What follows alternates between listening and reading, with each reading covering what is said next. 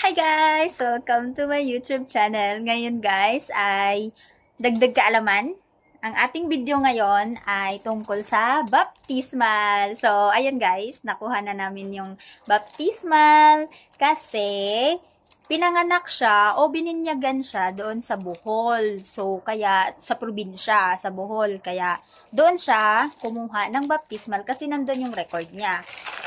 Sa ate ko ito guys, kaya pinaprocess namin siya doon sa probinsya. So, nagbayad na lang kami ng tao or kamag-anak namin na nandun para sila na yung pumunta doon sa kung saan man siya bininyagan na simbahan. So, ayun guys, ito yung nakalagay dito.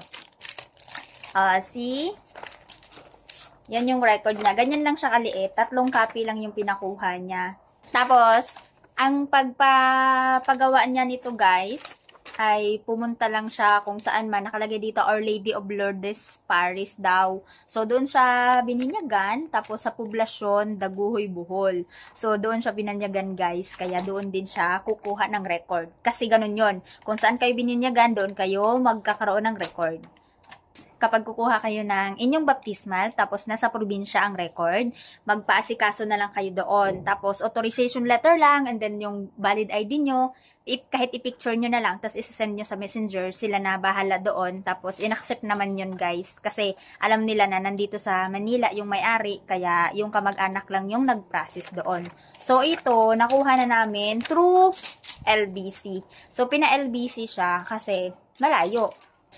Yung na-process ng ate ko na payment, hindi naman siya ganun kamahal guys, kasi nagmumotor yung kamag-anak namin, kaya medyo, ano lang siya, yung parang gas, tas merienda, ganun lang, tapos yung bayad nito. So, ilalagay ko na lang dyan sa baba kung magkano po yung nagastos niya lahat, kung magkano yung ginagastos niya lahat pagkakuha nito. Kasi, meron silang pinaulit kasi merong mali yung spelling. At kapag kukuha kayo ng inyong baptismal, tapos nasa probinsya kayo, okay lang yon. Mapaprocess din yon guys, makukuha nyo din yon through LBC lang din. So, kontakin nyo lang yung kamag-anak nyo doon, sila na mag-asikaso. So, doon pinanganak yung ate ko sa probinsya at doon siya bininyagan, kaya nandun yung record ng kanyang baptismal. Tapos, yung akin naman, ito yung akin. So, isa lang yung copy ko, kumuha lang ako dito. Dito naman ako bininyagan guys sa Quezon City, kaya mabilis lang. Ako lang yung kumuha. Nagbayad lang ako dito guys ng 100 pesos kasi pinaprint daw nila. Tapos medyo matibay kasi siya. Kaya ayan o, ganyan. Diyan lang to sa San Isidro Labrador Parish Church, diyan sa may Tandang Sora, Quezon City. So, doon ako pinanganak. Dito ako sa Manila pinanganak guys, kaya dito din ako bininyagan. Tapos, mabilis lang kumuha kasi meron silang record doon. So, 1990 pa ako binanyagan, yung mga record nila ang linis. Kasi nakita ko kasi nung tiningnan nila yung record ng mga bininyagan, ang linis nung mga record nila hindi sila nahirapan maghanap. Diyan sa may Philan, hindi sila nahirapan maghanap. Maayos yung kanilang pagka-file ng mga record nila. So, thank you. Thank you po. At yun, pagkakuha ko nito, hindi na sila nahirapan maghanap at naibigay sa akin kaagad. Tapos, pinrint lang nila. Tapos, tinanong kung merong problema or kung merong mali.